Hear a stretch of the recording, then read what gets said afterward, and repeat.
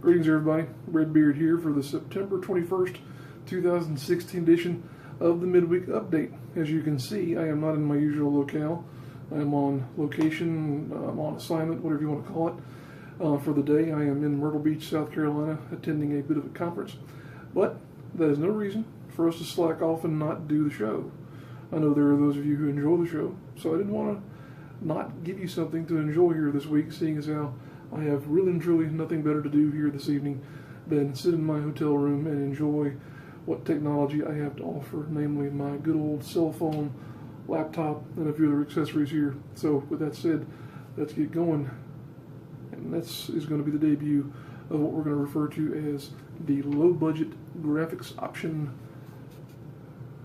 Story number 5 for the week is Terry Funk with a bit of a health scare.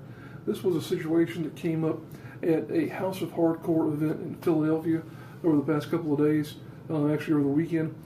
Terry had had a hernia surgery sometime last week and had been told by his doctors, of course, to rest and recover, because that's not really the kind of thing that you should be moving around a whole lot with. But Terry being Terry, he had a booking. So he decided to make the best of it, especially in this scenario because, as we mentioned, it was for House of Hardcore, which is Tommy Dreamer's promotion, and they were going to be appearing at the old ECW arena in Philadelphia. So that being the case, it was something that Terry really didn't want to miss, and he didn't miss it. He wound up getting on a plane, going to Philadelphia, doing the show there, giving a little bit of a speech, and then coming on back home. It did appear to put him a little bit under the weather because of the fact that it put some strain on his body, but that kind of thing you would expect to have some strain put on your body. So he's actually doing better now, though he's back home in Texas, and he is recovering, doing better, and getting back to 100%. Terry is one of those guys that you just appreciate the you-know-what out of because of his contributions to the business, but also because of the fact that he's one of those guys who will literally do anything for the business up to probably just reaching in, handing you his heart, because that's what he does every time he makes an appearance, seemingly. So moving on to story number 4 of the week here with our high-budget graphics package. I hope you can see that because I can't really see what I'm doing since I've got my phone flipped around. But it is number 4 story of the week. Drake, Trevor Lee, and Tracer X qualify for the X16 tournament, the 2016 edition of PWX's X16 tournament, to be specific. This is a tournament that they do very much along the lines of the PWG BOLA tournament. They're a little bit late in doing it this year, though, because if I remember correctly, last year X16 was going on around the month of September. It was a 2-night event back then that they had at a venue in Winston-Salem, North Carolina. I don't know if they just had a few delays or whatnot in getting it underway this year, but they at least are pursuing it again. The winner last year was Ethan Case. His career hasn't exactly skyrocketed since winning the X16 tournament, but be that as it may, we will see what happens this year because of the fact we've got our first 3 qualifiers. There are going to be a couple of more, I think at least 3 more, maybe more than that. I'm not really sure how the field is laid out there, but the matches that they had this past weekend at PWX's Redemption show up in Gastonia, North Carolina, were where these 3 gentlemen got their entrance into X16. James Drake bested A.R. Fox and also Jeff Lewis Neal, who is we'll go ahead and mention, panelist on the CPWAs, the Carolinas Professional Wrestling Awards. Unfortunately, he didn't win, but put on a good showing. It's the best you can hope for if you don't actually win something like this. But Trevor Lee, I want to refer to some notes here that I've got. Trevor was involved with a match that had him facing off against Mason Maddox and Jason Cade, and then Tracer X defeated Andrew Everett and Joey Lynch. Joey Lynch was a talent that we were able to see a couple of months back here at Mucha Lucha Atlanta. Had a good showing there, and I'm glad to see him getting some work in the Carolinas because he's a guy that I think could go far if he was able to get the right exposure. But Tracer X, Trevor Lee, and James Drake, all a part of the X16 field now. We're not quite sure when they're going to get underway with the actual tournament there, or what the full scale of this thing is going to be. There's been no real announcement about it. We know that the next PWX event is coming up in Hickory next month. Probably going to have some more qualifiers in that show there, but beyond that, we don't really know what to expect as far as X16 is concerned. But we do congratulate those three fellas because they are among the best of the best in this area, and definitely should be proud of where they are in their careers because they're on the up and up. Especially Mr. James Drake there, doing a lot of good things in his career right now. And moving on to number 3 story of the week. The WWE Cruiserweight Classic is over, and the winner is T.J. Perkins, who not only won the inaugural, we'll say, WWE Cruiserweight Classic, but also became the WWE Cruiserweight Champion. This is kind of an amazing thing. Not only because of the fact that it was an amazing show, I literally just sat there like that the entire time that show was on. But just was really, really, really impressed not only with this finale of the event, but also the whole scope of the tournament. It was a tremendous production. They made these guys out to be superheroes with the graphics and the way it was laid out. Mauro Ranallo, I will say, was just as superb as I've ever heard him in calling the final matches there last Wednesday. Just a tremendous event, top to bottom. If you've not had a chance to see it, I definitely would encourage you to go out of your way in pursuing whatever means you have of seeing that event, because it was a really top-notch production, top to bottom, great matches, and really a swerve, I'll go ahead and say, for all of us, because I think pretty much everybody was expecting that Kota Ibushi and Zack Sabre Jr. were going to be the favorites and they were going to be in the finals. But took a big turn there and they weren't in the finals at all. They actually wound up both losing to T.J. Perkins and Grand Metalik. And really and truly, I think they went in the right direction. I think that the two guys who could benefit the most from being in the finals were in the finals. Because if you look at their careers, Zack Sabre Jr. and Kota Ibushi, they're both, they're known all over the world. T.J. Perkins, Grand Metalik, they're known somewhat. They were both names that WWE could latch on to and carry and create stars out of, which is exactly what they're going to do because of the fact they're going to be highlighted. The division, that is going to be highlighted on Raw. It was debuted on Raw this past week with a tremendous 4-way match that included Charlotte's own, the Queen City's favorite son, you might as well go ahead and start calling him, Cedric Alexander. Cedric was involved in a tag team match even at the finals there for the WWE Cruiserweight Classic. He teamed with Noam Dar. Didn't win in that scenario because they were facing off against Team DIY, which of course is Johnny Gargano and Tommaso Ciampa.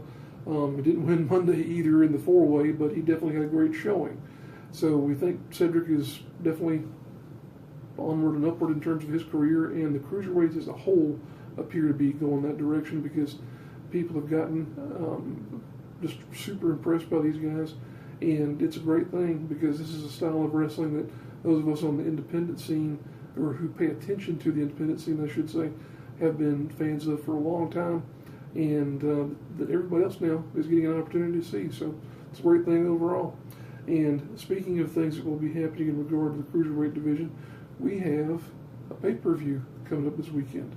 It is our number 2 story of the week, and that is the WWE Clash of Champions pay-per-view. This is the first Raw brand-specific pay-per-view that has come along since the 2016 brand split and of course, the draft there as well of the superstars. This show, I want to say, and I may be wrong, but I think this is the 3rd pay-per-view in as many weeks. In the 3rd pay-per-view in 3 weeks. That may be the same thing, but at any rate, Backlash was not that long ago. You had the Cruiserweight Classic, which kind of amounted to a pay-per-view. It was kind of like a NXT Network special. And then you have this that comes on sort of on the tails of that. So it's been a lot of production for the WWE Cruise here for the past couple of weeks, you might as well say, but those guys never seem to get that much of a break. We'll run through the card here. Not a tremendously interesting card, top to bottom. The Cruiserweight Championship match, as we mentioned, is going to happen. T.J. Perkins will be defending against Brian Kendrick. Kind of an interesting choice for guys who could challenge T.J. Perkins at this point. Of all the fellows that they had involved with the Cruiserweight Classic, they decided to go the route with Brian Kendrick there. Whatever. I'm sure it'll be a fun match. The best of 7 series for Cesaro and Sheamus will be culminating here. They're tied 3-3. Whoever wins, good job. Hearty handshake. I'm glad you did your best. I really don't know where they're going with that, because there's nowhere really for either one of them to go at this point in time, creatively speaking anyway. Then you have some more stuff on the undercard here. Sami Zayn and Chris Jericho are having a singles match. Canadian pride on the line, I guess you could say. Sure, or whatever. Let's see here. The other couple of matches that we've got are a women's division match. Alicia Fox will be challenging, will be going against Nia Jax. That may be a preliminary match, maybe in the pre-show. Not sure there, but it's kind of got that feel to it, because it's it's a match. It could go one way or the other in terms of your interest, but just one of those things where you don't really think it would be on the main card. The bigger stuff are the championship matches, of course, because you've got, other than the Cruiserweight Championship match, you've got 3 scenarios on here where belts will be on the line. You have the Tag Team Championship match, which is going to be the New Day and the Club, whatever they're calling themselves these days, for the Tag Team Championship. The triple threat match for the Women's Division Championship, at least the Raw version of it. Charlotte will be defending against Sasha Banks and Bayley. That could be a fantastic match there. And then the big one is Kevin Owens attempting to defend the WWE Universal title against Seth Rollins. If you were watching Raw this past week, and the ratings say that you may or may not have been, but Rollins is on his way to becoming a fan favorite. And that's pretty cool in my opinion, because he's one of those guys that I think people want to cheer, but he's given them every reason not to up to this point in time, just because he plays the role of heel so well. But that's a little bit of a preview as to what's going on with the Clash of Champions pay-per-view coming up this weekend. I'm probably going to watch it, but like I said, the top tier matches I'm interested in. Some of the other stuff to kind of go either way on. But one thing that we definitely cannot go without talking about is the fact that there is apparently some possibility, that WWE could be wanting to buy TNA. That's the #1 story of the week. Forbes reported on this, and a number of other sites have brought news forth about it as well, that there is a possibility that WWE could buy TNA. It's not 100% likely that this is going to happen. The fact of the matter is that they're not interested in TNA as an extension of their wrestling product. They're interested in TNA because of the fact that it would be a tremendous tape library to add to their existing material that they already have. That's really what WWE has been interested in a long time when it comes to buying up properties and whatnot. They really want the tapes. They want to be able to add that footage of guys like, an AJ Styles, a Samoa Joe, whoever else, to their own property. And it's a tremendous value to them, because with the WWE Network being what it is, that's a bigger draw for fans to say, okay, well, there's that material now. I can go watch that whenever I want to. I'm kind of torn on this, though, because, for one, it would be great if that material was respected and appreciated and cultivated into a repository that it could be treasured forever. But on the other hand, I really don't think it's a great idea, because of the fact that it's one less place for people to work and for people to pursue their interests as wrestlers and whatnot. Because TNA would go away. There would be no more TNA wrestling. It would be remembered purely for the library. And that's one of the reasons why I hope this doesn't happen, because there needs to be more wrestling. There needs to be more diversity in wrestling. And with WWE consuming everything, that just won't happen. So we're hoping that it doesn't wind up, they get it, not that it probably wouldn't be handled well, not that they probably wouldn't give them top dollar, but just the fact that there's one thing for you to remember always on this particular blog, me sneezing. But it just really wouldn't be beneficial to the business as a whole at this point in time, I don't believe. So for that reason, we're kind of hoping that Billy Corgan and Aerolux, and I believe even Sinclair Broadcasting, who also owns Ring of Honor, we're hoping that one of them winds up being the overall winner of this bidding process, because otherwise it's going to be a real mess when it comes to the possibility of WWE owning, you might as well say, virtually everything in terms of the wrestling scene here, as a grandiose type of term goes in this country. But one thing we don't have to worry about Vince buying, at least we would say in the short term here anyway, are the properties and promotions that we have in this part of the world. And as you'll see, I'm referencing my laptop here because of the fact that with our high dollar graphics package that we have in place this week, I'm not going to be able to actually show you the posters because I don't have access to those via this mechanism that I'm recording the show on. I'm going to go through what we have, that we have knowledge of anyway, and you'll be able to reference the posters by visiting the Rasslin with Redbeard Facebook page. All this stuff is out there. That's exactly where I'm reading this from. So if you have questions about any of these events, feel free to go out there on Rasslin with Redbeard on Facebook. Check them out. They're in one of our albums. You'll see them all. And of course, if you are a wrestler, promoter, or someone who's involved with the promotion, send us your stuff. Be glad to put it on here for you. It's a big part of what we do with Rasslin with Redbeard is to promote the local talent and shows in this part of the world. There's a trio of big-time wrestling events in the Carolinas this weekend. They are, I believe, in Raleigh, maybe Winston-Salem. Let's see here. No, excuse me, I'm totally wrong. They're in Morganton on the 22nd, Raleigh the 23rd, and then in Spartanburg on the 24th. I'm planning on attending the Spartanburg show. Hopefully going to be there anyway. So those are three top-notch shows you'll be able to attend there that will feature not only Ric Flair, the Hardy Boys, but also Cody Rhodes and a number of other top stars.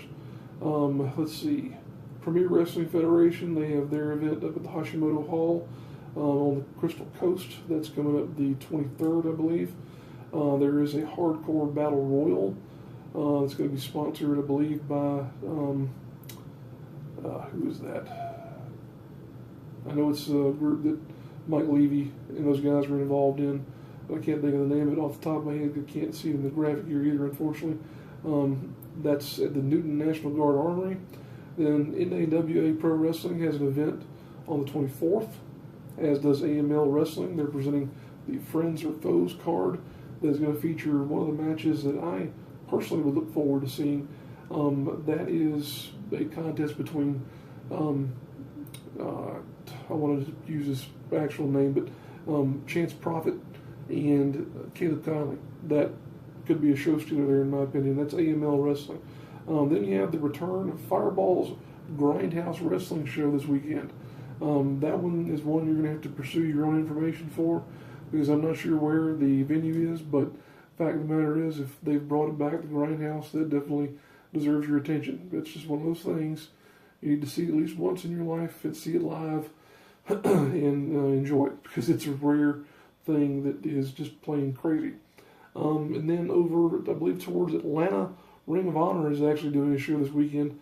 It's the Reloaded Tour, which will feature, among others, Jushin Thunder Liger, Colt Cabana, and Dalton Castle. A bunch of other talent on that show. Definitely a big opportunity if you're over towards that part of Georgia.